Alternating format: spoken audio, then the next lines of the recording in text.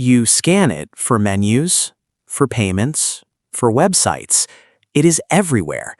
But this tiny black and white square was invented to track car parts in a factory, and the man who invented it gave it to the world for free. This is the story of the QR code. To understand QR codes, you need to understand barcodes. In 1974, the first barcode was scanned on a pack of Wrigley's chewing gum in Ohio. It changed retail forever. But it had one massive problem. Barcodes could only store 20 numbers, just 20. For a supermarket selling thousands of products, that was barely enough. For a car factory tracking thousands of components, it was completely useless. In 1992, Toyota's manufacturing factories in Japan had a crisis. Their assembly lines were producing thousands of car parts every hour. Workers scanning barcodes could not keep up. Lines stopped. Production slowed. Money was being lost every minute. Toyota gave the problem to a subsidiary company called Denso Wave. A young engineer named Masahiro Hara was put in charge. He was given one mission: create a code that can hold more information, much more. Hara and his small team worked for 2 years. They tried dozens of different code patterns: squares, circles, hexagons.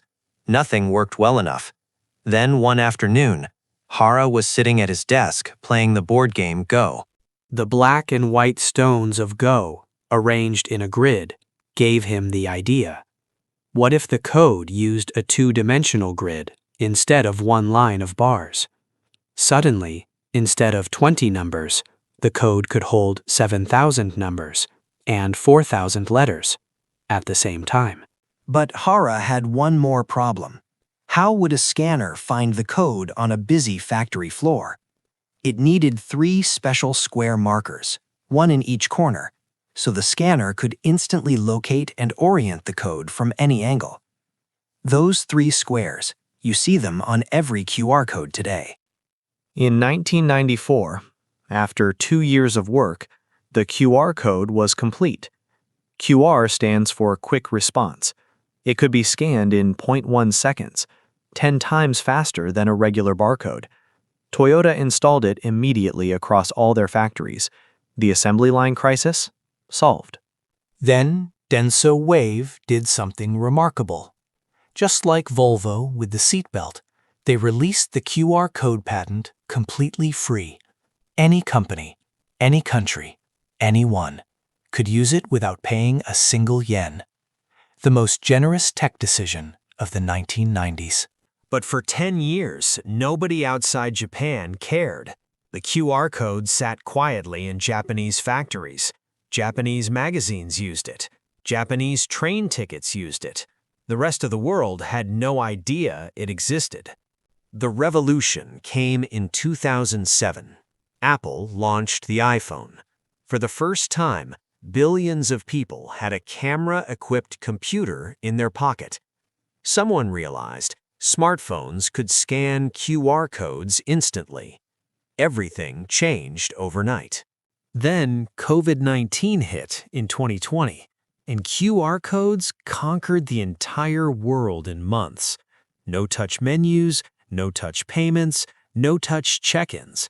Suddenly, touching anything felt dangerous. The QR code was the perfect contactless solution.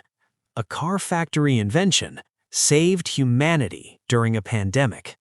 QR code usage exploded by 750% during COVID.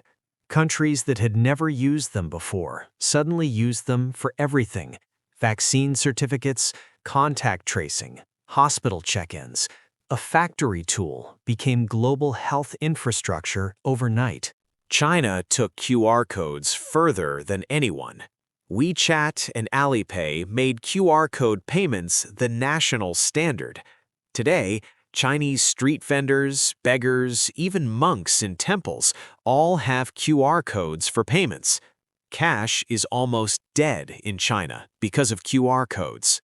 In India, UPI payment system built entirely around QR codes.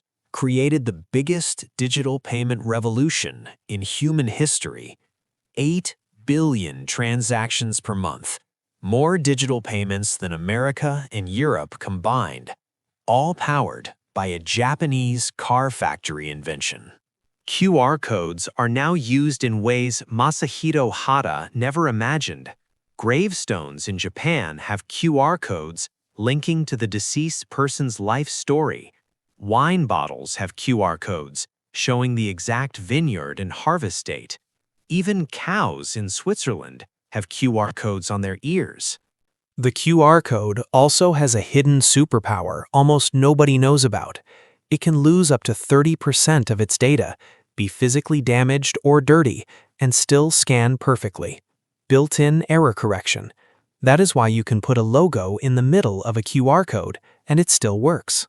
Masahiro Hara, the engineer who invented it, is still alive. He has watched his invention go from a factory floor in Toyota to being scanned billions of times every single day worldwide. He says he never imagined it would leave the factory, not even once.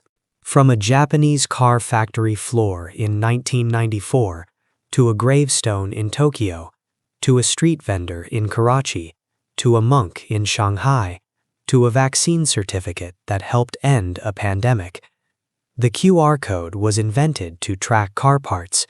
Instead, it quietly tracked the entire modern world. Subscribe now, because every week we find the incredible history hiding inside the simplest things.